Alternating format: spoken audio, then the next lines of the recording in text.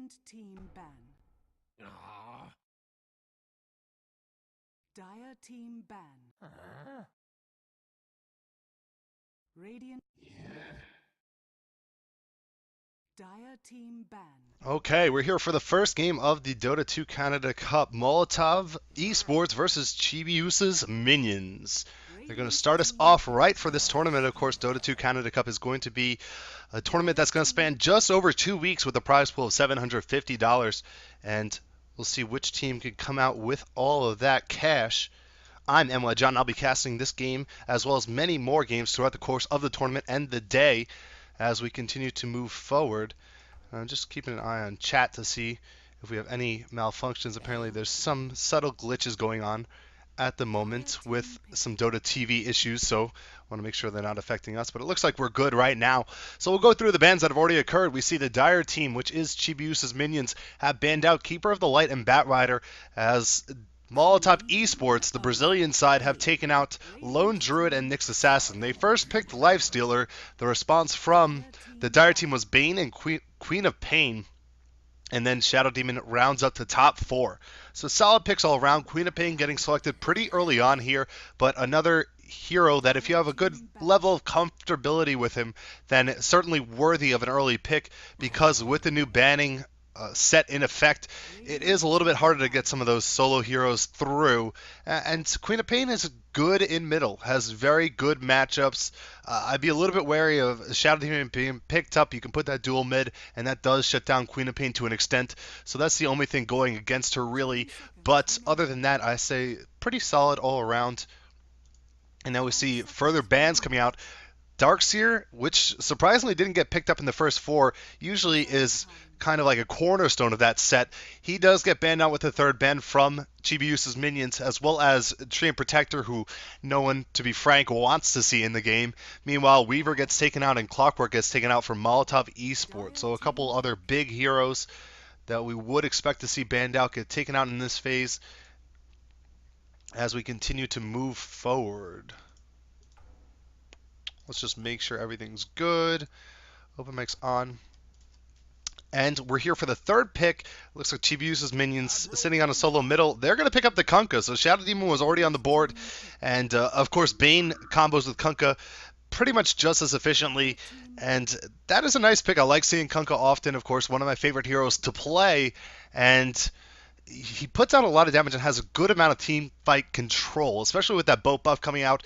And if he can land the boat and you throw a sonic wave on top of that, you're dealing a lot of AoE damage, and it certainly is going to start your team fight off in the right way. Wisp is picked up by Molotov. They add on Nature's Prophet as well. Clinks, the instant response from Chibiusa. So we're going through the pick stage rather quickly here.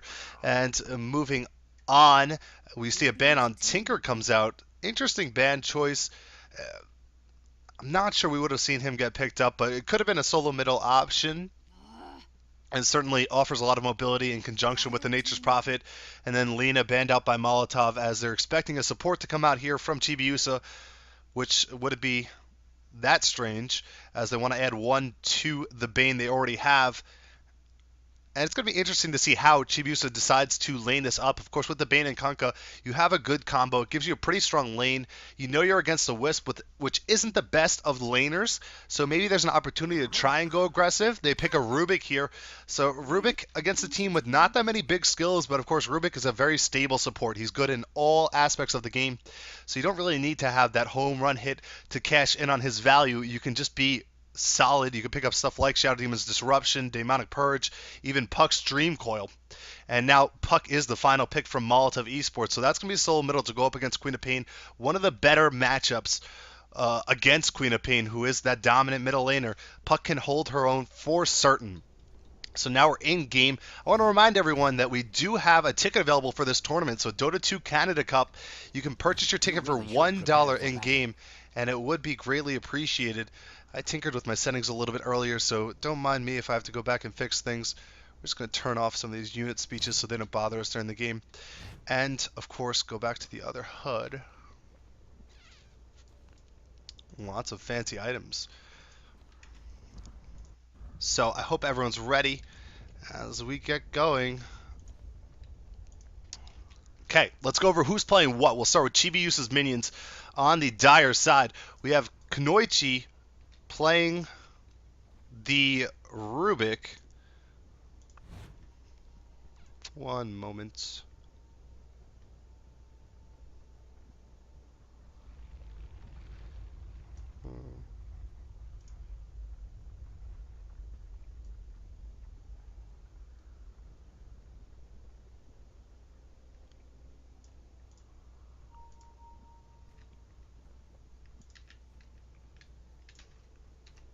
Here we go. Okay, Kunoichi will be playing the Rubik. We have Extravagant on Queen of Pain, solo middle. Ice Princess will be on Kunkka. Chibista JNT will be on Bane, and this is going to be a safe tri-lane on the top. JNT will be playing Clinks against a safe tri-lane on the bottom. That's going to be from Molotov, our Radiant team. They have Deeks on Shadow Demon, Baga on Wisp. We have Klotz playing Lifestealer. Middle for them will be Fuzzy, the stand-in on Puck. And Tavo will round up the Molotov lineup going top. So, of course, Fuzzy, a player that we saw yesterday in one of the ADL matches, I want to say. I believe he played for either Pain International or one of the other South American teams, as Molotov is from Brazil. They informed me before the game. So this classic Brazil versus North America matchup, as we do see JNT getting into a little bit of trouble. He runs into the Shadow Demon as well as the Wisp, but he'll be just fine on the bottom lane as he's able to rotate back out of there. So early on, we want to keep an eye on middle lane, see how the last hitting goes there. Both safe tri-lanes we can assume are going to win their lanes. Clinks is going to have a hard time picking up much CS if they can get some invisibility detection down here, and there are sentries available. Then once there's a level or two in this open wounds, there's going to be opportunities to try and pick up some kills on Clinks before he can get that extra move speed by further leveling moving forward. So I have Midnight saying my mic's messed up in-game. I'm going to mess with the settings and try and figure it out in a moment. But right now, middle lane, we do see a gank coming in. It looks like JNT is coming from the side. A little phase shift there from Puck, but he was fine as he was able to make his way out of it rather quickly. Meanwhile, top lane, they've left Kunkka alone, so there's no one up here to contest. They started off with Tavo in the jungle. He did go up to the top lane for a moment, but decided he's better off actually going into the jungle, getting that solid farm, and not risking anything against that tri-lane, which can certainly take down Nature's Prophet with ease. And Puck in the middle lane, we're looking at the CS battle. It's 7 for 4 on Puck against 5 for 3 on this Queen of Pain. So Queen of Pain with a better base damage. Yeah, pretty good animation on both sides. Puck's animation maybe a little bit quicker, so you can understand why Puck is picking up a little bit of an edge right now. Bottom lane, they do drop down a sentry. JNT has dug his way into the trees, but they found him now, and here it goes. Klotz on top of him. He uses the open wounds, but Disruption is going to actually interrupt some of the open wound timer, and now JNT is just going to try and make his way out of here. They're going to have to drop a second ward, but they won't actually need to as they pick up the first blood. Molotov taking down JNT. And that's going to be an early death on Clinks. What you're really worried about, a hero that just needs to stay alive, get some levels, and then maybe he could pick off some of these weaker supports, but instead he's going to drop early and get some extra gold on the side of the Radiant. So a nice kill from Molotov there. Meanwhile, we see Extravagant on the middle lane is going to go ahead and press forward a little bit. The phase shift is late from Puck, but a couple tower hits taken from Extravagant are going to even out the damage exchange. Top lane, some pulling going on, so this is a very good move by the supports, making sure even though there's no one in the lane, you're either pulling and getting the extra experience or pressing really hard to get this tower. But you can see the tower hasn't been touched, as bottom lane, a dive on Clinks gets another kill for Molotov. So Molotov starting strongly here, picking up 2 early kills, trying to get a good pace going to this game, and they're going to go ahead and put some extra pressure on this tower. We see the supports are in the area. Fuzzy in the middle lane has his bottle, hasn't picked up anything else yet though, and Queen of Pain doing the same, will pick up that illusion room, so has a little bit of rune control going for him as he's going a pretty typical build. Wow, and we see Nature's Prophet pick up a soul ring. So soul ring, not an item you see all too often on Nature's Prophet, and of course it will give him some extra mana. He's relatively safe farming in the jungle, but still a little bit interesting choice. Let's see. I'm trying to fix these settings for the people in Dota TV. I have open mic on and it's showing me the mic threshold. Let's just lower it all the way. Maybe that will fix it. Of course, 3-minute delay on the stream, and Dota TV delay is going to be standardized, so hopefully it will resolve itself in a moment. I could check another setting a second just to make sure. They rotated his support down bottom, so Bane is going to be down here to try and help out the Clinks and do whatever he can to stabilize this lane, but I'm not sure it's enough, really. It's going to be a 3v2. Bane isn't particularly high level, only sitting at level 2. He does offer some disables to let them get out if they get into deep, but nonetheless, they're up against a tough combination. Wisp is already level 4, so those spirits oftentimes underrate the amount of damage that comes out from them. It's just... Now we have Klotz. He's sitting on 1,000 gold, so we'll see if he wants to go for something like an armlet first. Oftentimes, they do forego that on Nikes and go for something risky like a Midas, but maybe a Midas would be appropriate in this game, considering they do have an early advantage. We do see Wisp going to tether onto Klotz as they move towards the shop. Nope, he's just going to pick up the phase, and the phase are going to give him a good amount of damage, stacked on top of the fact that he already has rage, so that extra attack speed is going to amount to a whole lot of pain for the side of Chibiusa if they get in over their heads. Meanwhile, Tavo, I can't believe he got a soul ring. This is an interesting pickup. I mean, if you think about it, the Ring of Bassi provides some mana regen, and it also gives extra armor to your treants, so it allows you to actually get more utility out of those creeps. So it's usually a more likely pickup from Nature's Prophet. Extravagant on the middle lane is going hard in on Fuzzy. Fuzzy uses all of his mana, and they end up just trading a little bit. Fuzzy's going to pop off a haste rune and go in deep under the tower, but I think he's going to realize there's not really an opportunity for a kill here as he backs up. Going to phase shift the damage from the tower, doesn't want to take that extra hit. This bottom lane, ever since Bane rotated down, has been a lot more safe from Clinks, who is both deaths on the side of Chibiusa. Meanwhile, in the top lane, Kunkka's farm, 43 for 12. He is doing the best in the game in terms of his farm. If we go to our net worth, we do see him leading as well. So even though a couple of kills / assists in the mix for Klotz, he is still being bested by the free farm Kunkka. And we have seen Clinks able to apply a little bit more pressure to Nikes down here with the auto attacks alone. Now Klotz is going to go ahead and jump on top of JNT, but he's going to get Nightmare before popping off Rage. A little bit of a mistake there, but they're going to take the Nightmare right off of him. He's going to go in under the tower. Bane taking a lot of damage. Are they going to continue to pursue? He's going to turn around. Bane Sap. Klotz is taking a lot of damage. Now under the tower, we also have Baga trying to get out of here, and two heroes in very deep. JT is going to turn around, and Infest comes out from Klotz, going on top of JNT. TP finally coming in from one of the teammates. It's Rubik making his way into the mix. Kanoichi's going to get a Fade Bolt off, but that's not enough to net a kill, and Wisp is going to just peacefully walk through the river. So really big risk taken there from Molotov, and able to make it out alive is the side of Molotov, as well as Wisp is just walking out casually, and the Infest provides enough health regen for Klotz to get out of there as well. And this bottom lane has turned into a tri-lane, as we see both supports have had to come down here in the middle lane. The kill does come off onto Queen of Pain, so Fuzzy cashing in there with the use of a Dream Coil, and that's probably due to the fact he had such good rune control. You can see Queen of Pain dying with an empty bottle after Fuzzy was able to get that 6-minute haste, the extra regen. I haven't seen him constantly bottle crowing, perhaps opting not to because his supports may need it or something along those lines. Klotz is picking up a Helm of Iron Will, so he will be going towards the early armlet, as we implied before. Kunkka is level 6 now, so I'm a little bit curious. You see this pretty often on Kunkka builds where they don't get any levels in X, but now with the supports out of the lane, X is very valuable. He could probably solo kill Nature's Prophet with a little bit of extra pressure. Middle lane, we see Extravagant getting a response kill on Puck, but as I was saying, he could probably solo kill Nature's Prophet if he had 2 levels in X. I like the 1-2-2 build preferable over getting the extra levels in Torrent early. I don't see the value coming out of that. Bottom lane, it looks like they may be poised for some aggression as JNT is behind the tower, and Rubik is here as well. Deeks is going to poke his head out through the bushes, and it looks like the dire side thought better of it than to actually engage down here. Puck is dead, so could TP in a moment if they need any backup. There's the open wound. It's going to come on top of Bane. We also see Soulcatcher going on top of Rubik. They're going to turn their attention, try and go on top of Deeks. Kunoichi's going to telekinesis onto the Nikes. Nikes is still in pursuit, though. One more hit will do the job, and the Wisp Orb is there to kill him off. JNT taking a lot of extra damage. There's another open wound in 1 second, but not enough mana to cast it, and Klotz will back off as they get 1 kill going to the Wisp on top of Rubik. And now under the tower, we see JNT is going to continue to try and get some CS here. Extravagant, thinking about rotating in with a haste rune, but not committing.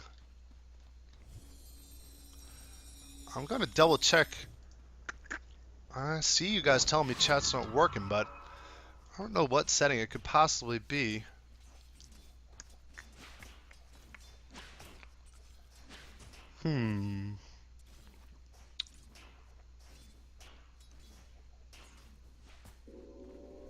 We hear a Wisp TP, so I'm going to turn my attention back in as Wisp comes on top of Queen of Pain. Queen of Pain behind the tower. We do see him taking some extra damage, but the telekinesis is there. Tosses Klotz up in the air. Klotz now popping off the open wounds, but in comes Ice Princess. Ice Princess looks for a torrent, but the rage is enough to save him from that, and Wisp gets them out of there. The good timing on the relocate pulls them out just before the last killing blow could be dealt to that Nyx, and now a phase shift is going to save Fuzzy from getting hit from a torrent, but telekinesis is still there, and he will jaunt out to the illusory orb.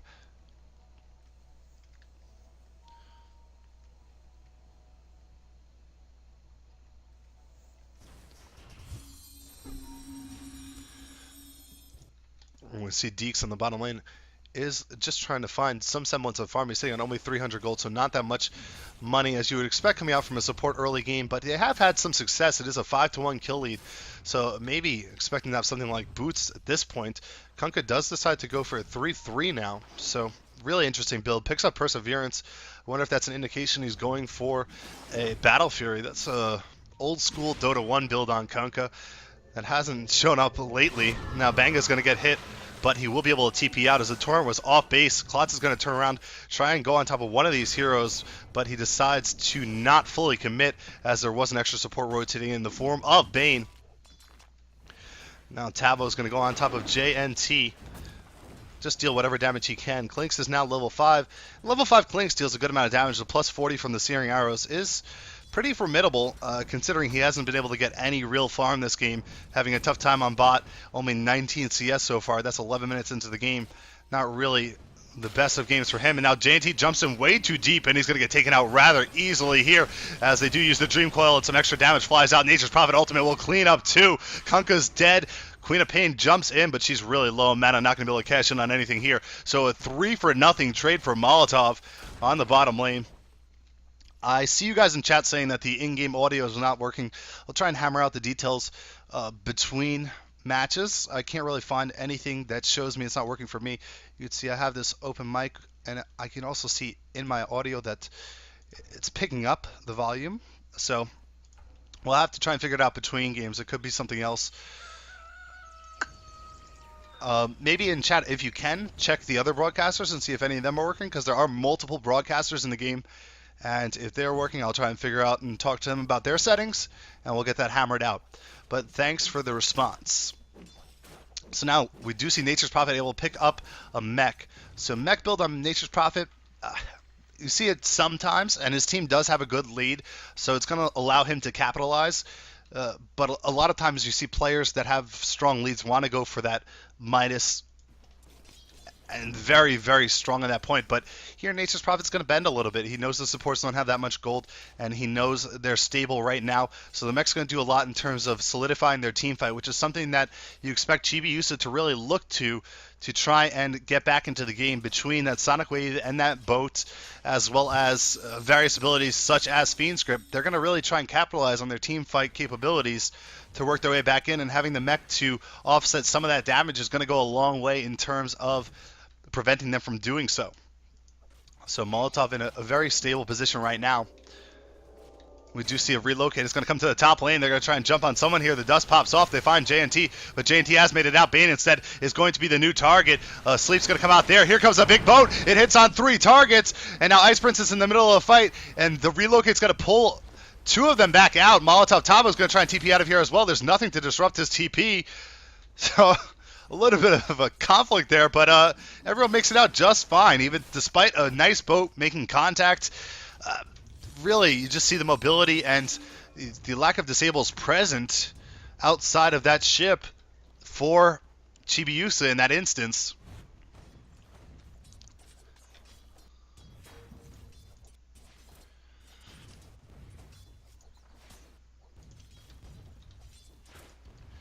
Now top lane, we do see a TP coming in. It's going to be Nature's Prophet just making his way back up here. And of course, that mech very crucial during that last engagement in keeping everybody alive. So that's the utility we were talking about earlier.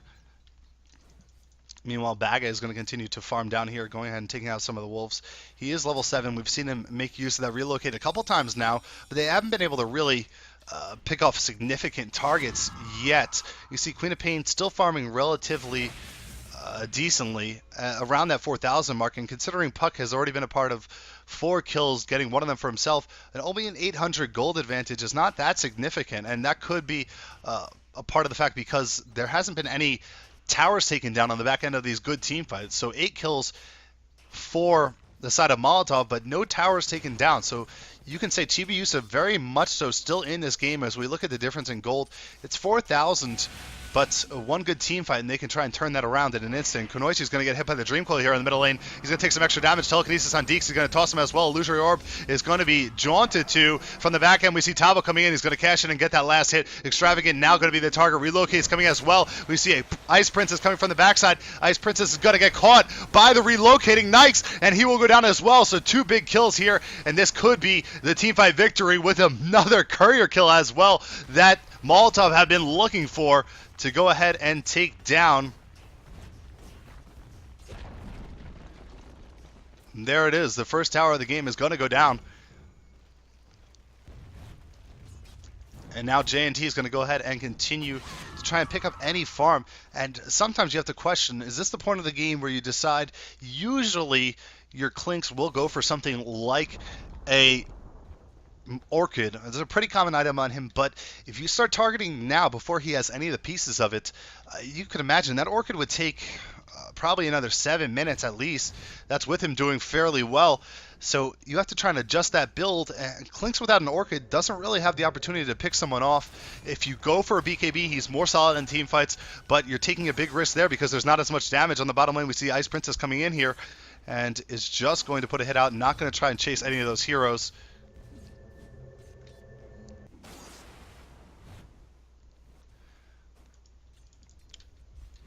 Extravagant only sitting on 500 gold. Now Puck is able to pick up that Blink Dagger. So Puck has done a good job being very mobile so far this game. Blink Dagger just going to help him further in that regard. As well as we see a grouping up coming out from the Dire side. Kunoichi makes his way towards the middle lane with Chibiusa J&T. So there's 2 different J&Ts. Ice Princess is only sitting on a Perseverance. So we took a look at his stats earlier. You see his last hit still leading the game, but at 17 minutes, not able to turn that into anything, and the 2 deaths definitely don't help. The fact he hasn't been a part of any kills is certainly not helping either, but you'd expected more out of a free farming Kunkka to at least have 1 item at this point, and usually we do see Kunkkas offer something like the Shadow Blade because, of course, it gives him that extra mobility and a little bit of more burst damage with the Tidebringer active, but Ice Princess decided to go a unique route that would allow him to farm a little bit quicker, and it's just not really working out at this point. Does he have anything on the courier? Nope. Looks like just a wand recipe for...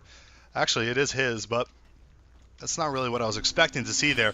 Silence comes out on Queen of Pain in the middle. They're going to use Dream Coil as well. Queen of Pain's going to have to try and blink out of here, and she will, but the break of the coil is going to kill her off. And now Relocate comes in from Klotz as well as Baga as they turn into the jungle. Find Ice Princess here. They're going to look for the open wounds. Can they catch him with the extra move speed from the phase? In 1 second, they might get him. It looks like Relocate is going to take only Wisp back. They're going to leave Klotz to try and cash in on a kill here. They're going under the tower pretty hard. J&T from the side is going to get taken down by Fuzzy, and there's the kill on Kunkka as well. 2 dead on the top lane for Chibiusa. Now they turn their attention to Kunoichi, who's trying to retreat. He uses the rage as he steals it off from the Knights, but it's not going to be enough to save him. J&T does come in from the side, looks for a kill on Fuzzy. Fuzzy taking extra damage for the tower, but he's surviving still nonetheless. J&T under the tower will die as well, and it's a full team wipe for Molotov Esports as they take down the entirety of Chibiusa's side at the tier 2 and are going to cash in on this tower as well. So really strong play coming out from the side of Molotov Esports, the Brazilian team, as they're able to go ahead and take down their 4th tower of the game right now with a full team wipe on the back end of that, 15-1. You could see these well-coordinated team fights on their part. The Relocate coming in spot on, even though the kill was already finished on that Queen of Pain early, but they're able to just go ahead and transition off of that into the Dire jungle and look for further opportunities. Wisp deciding to leave the Lifestealer behind to work with the rest of his teammates. Very smart plays coming out from Molotov, and impressive thus far, as we do see Lifestealer able to finish off his armlet. An early gem coming out from Shadow Demon, always an appropriate item build if you're ahead, because you can really strip the vision of your opponent and make it that much more difficult to get back into the game if you're Chibiusa. We also see no real item progression coming out on the side of the Dire, so really Molotov doing a good job of getting a lead and holding on to it, not dropping a second kill since early on in the game when they lost Puck once. That's really impressive, even if there's a slight skill gap, which it looks like there may be in this game. Of course, both teams in their first game of the tournament are doing their best.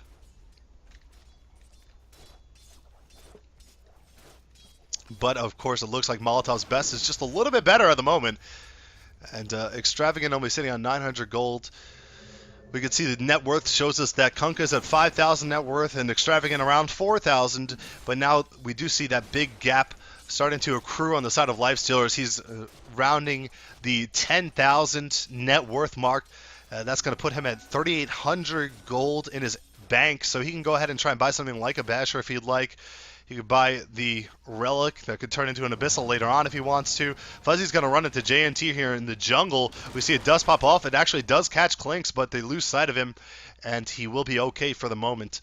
So another thing to note is that when you look at the side of Chibiusa, they did opt to go for 3 heavy farmers. Of course, Clinks requires farm, Queen of Pain, and Kunkka are all going to require a pretty significant amount of farm to be useful as you head on to the middle game. Whereas if you picked an offlaner like a Windrunner, something like a Beastmaster, something that could just survive, he wouldn't require as much farm. You can get some utility out of him in the form of disables, but Clinks here getting caught again with an open wounds, and he will be taken down in an instant by Lifestealer, making no mistake of that gank attempt, and Relocate is going to take them out of here back towards top lane, and they're going to go ahead and get another kill on Queen of Pain, and Ice Princess is not going to make it out alive either, as we do see Yule Scepter in effect there from Puck, able to slow down Ice Princess as he tried to retreat a little bit. And this very mobile duo of the Lifestealer and Whisper just going to come back down towards the bottom lane, take down the tier 2. Deny attempt comes in from Bane, but Bane is going to end up missing the deny and dropping as well. So worst case scenario, if you're Bane, as Molotov continue to dominate, 19-1 kill lead in the first game of the Dota 2 Canadian Cup, as we see him push on towards the tier 3 down here. Nature's Prophet going to join their ranks. He has an Orchid as well. This unorthodox build with the Soul Ring actually works out for him. Now Klotz is going to go on top of JNT, gets hit by Telekinesis, tossed backwards, doesn't matter, he's just going to focus his attention on the tier 3 now. Tier 3 dropping down below half health already. Lifestealer is going to go ahead and rage through the Torrent. Bow comes out from Ice Princess, it's going to miss. And it's a little bit of a shame since that is the majority of their damage. Nation's Prophet turns around. He's exchanging auto attacks as he put his silence down on Extravagant. Extravagant is going to just get back on the high ground though, and everyone is safe, but not that much damage taken on the side of Molotov, and they go ahead, open wounds on top of Ice Princess. Ice Princess is dead. The Sonic Wave does come out, but Extravagant taking a whole lot of damage as well. Jump in from Fuzzy. He's going to finish off Extravagant. JNT taking some hits. He's going to retreat towards the middle lane. The Yules is used on top of Rubik. Rubik's tossed up in the air. Silence comes out from Tavo, and now the Dream Coil is there. It's going to net 2, and they'll cash in on both of those kills as they're able to take down the entire side of Chibiusa, and this game looks like it's coming to an end. We see the Raxes being taken down now, and GG called by Chibista JNT as Molotov Esports, with a dominating performance in the opening game of the Dota 2 Canada Cup, are going to move on and to the winners match of the next round, and we'll see who's waiting for them there. Whenever that match is finished off, this match in the books, 23 minutes. So very impressive performance from Molotov, a team I'm not particularly familiar with. I mentioned I've seen Fuzzy around before. I think he played as a stand-in one of the ADL matches the other day, and he definitely did a phenomenal job on Puck, 7-1-8. But if you look at the rest of the players on Molotov, you could say the same for any of them, as they really gave up nothing to the side of Chibiusa.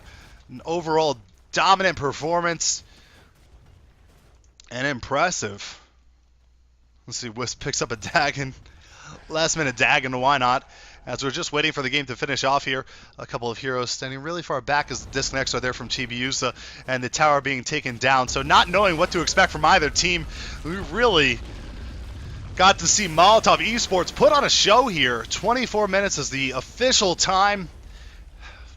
I mean, who wasn't on the top of their game on their side? Only one death coming out from Fuzzy, and I'm sure he's a little bit disappointed with that, considering he is technically the feeder of that team. But Lifestealer ends up being 10 for 0 with 10 assists as well. Wisp gets 3-0-9. Shadow Demon 11 assists and a clean slate. Nature's Prophet 6 kills, 7 assists. And the only kill for Chibiusa was Queen of Pain, picking up 1 on Puck early on in the game. But overall, just a stomping coming out from Molotov. So impressive play. And we'll be moving on to Game 2 of the Canada Cup as soon as it's available. Of course, we're waiting.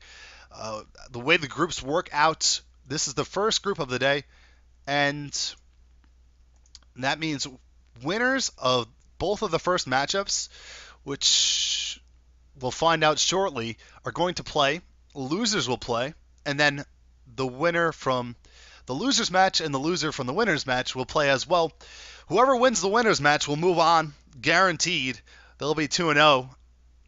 And whoever loses the losers match will be eliminated straight off the bat. So, of course, every team wants to avoid that, the early elimination from this tournament. Of course, $750 prize pool on the line. And Molotov trying to stake their claim as a powerhouse team in the West, as they're able to just dispatch Chibiusa with little to no problems. So we'll go ahead and start working towards getting the next game available for you. Thank you, everyone that's tuning in. I'm NYJohn. This is the Dota 2 Canada Cup. Be sure to follow Dota 2 Canada on Twitter, as well as buy an in-game ticket. We're going to try and fix those issues with the volume or whatever it may be, as we have some time between games. Be sure to also follow me on Twitter at NYJohnTV. The game, a little bit of an interruption trying to figure out settings and stuff. Of course, rocky start for the first game, but things will go smoother as we continue on throughout the day. So be sure to stick with us.